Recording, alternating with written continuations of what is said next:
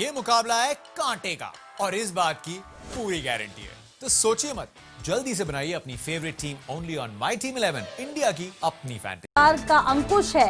Corona संदिग्ध corona मरीजों की अब CGHS की दर पर ही HRCT करनी होगी। फर्स्ट इंडिया की मुहिम पर चिकित्सा मंत्री डॉक्टर रघु शर्मा ने प्रसंज्ञान लिया है। प्रमुख चिकित्सा सचिव अखिल अरोड़ा ने इसे लेकर आदेश जारी किए हैं। नॉन NABH NABL लैब्स के लिए 1700 रुपए की जांच के लिए निर्धारित, जबकि NABH और NABL लैब्स में मरीजों से HRCT जांच के लिए 1955 रुपए किए गए हैं तय। इस आदेश की पालना नहीं करने वाले लैब पर कार्रवाई होगी।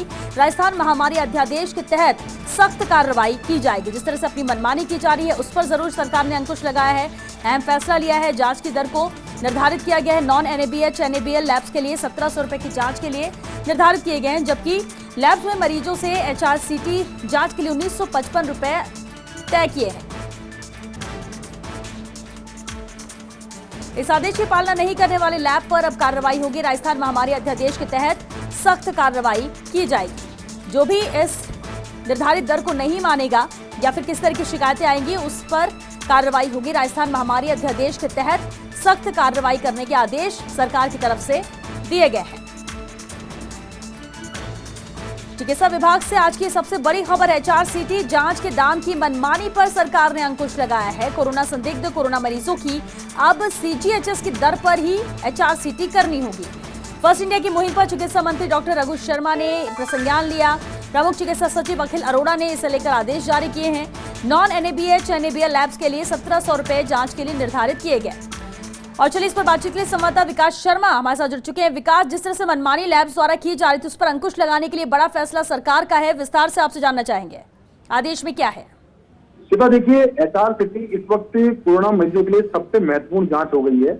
हम बात करें कोरोना मरीजों की तो अब प्राथमिकता RT-PCR टेस्ट जो कि कोरोना का अधिकृत टेस्ट है उससे ज्यादा विश्वसनीय HRCT को माना जा रहा है, क्योंकि कई बार ऐसी स्थिति बनी थी RT-PCR टेस्ट के अंदर मरीज की नेगेटिव रिपोर्ट आ जाती है, लेकिन जब उसकी HRCT कराई जाती है तो उसके लंग्स में इन्फेक्शन जो है वो पूरी तरह क्लियर सामने आते हैं और उसके बाद में उसका ट्रीटमेंट शुरू होता है और उस ट्रीटमेंट के दौरान वो वापस दोबारा से पॉजिटिव RT-PCR के अंदर पॉजिटिव निकलता है। तो ऐसे में HRCT की जो जांच है वो महत्वपूर्ण हो गई थी और इसी के चलते जयपुर प्रदेश भर में HRCT की जांच की जो डिमांड है वो करीबन 10 से 15 गुना बढ़ गई थी। इसको चलते फील्ड के अंदर मनमानी की जा रही थी। करीब 8 से 10,000 रुपए मरीज से HRCT मिल जाते, जबकि सरकार इसको लेकर पहले से सख्त आदेश जारी कर चुकी थी।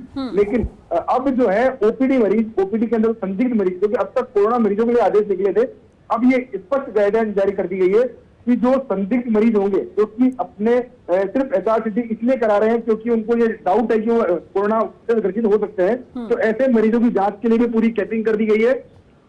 और इसके लिए नॉन NABL से अस्पताल जो है उनके लिए अस्पताल और लैब्स है उनमें 1700 रुपए और NABL से जो अकेले अस्पताल और लैब्स है उनके लिए 1955 रुपए निर्धारित किए गए HRCT के लिए। और साथ में सभी जिला कलेक्टरों को इस आदेश की पालना सुनिश्चित करने के निर्देश दिए गए। साथ ही कहा गया है कि अगर किसी भी स्तर पर इसमें लापरवाही बरती जाती है तो उस पर राजस्थान महामारी अध्यादेश के तहत कार्रवाई की जाए और साथ में उसकी रिपोर्ट जो है मुख्यालय को भेजी जाए। इस पूरे मामले को लेकर कल पूरा प्रस्ताव जो है चिकित्सा मंत्री डॉक्टर रघु शर्मा को भेजा गया था।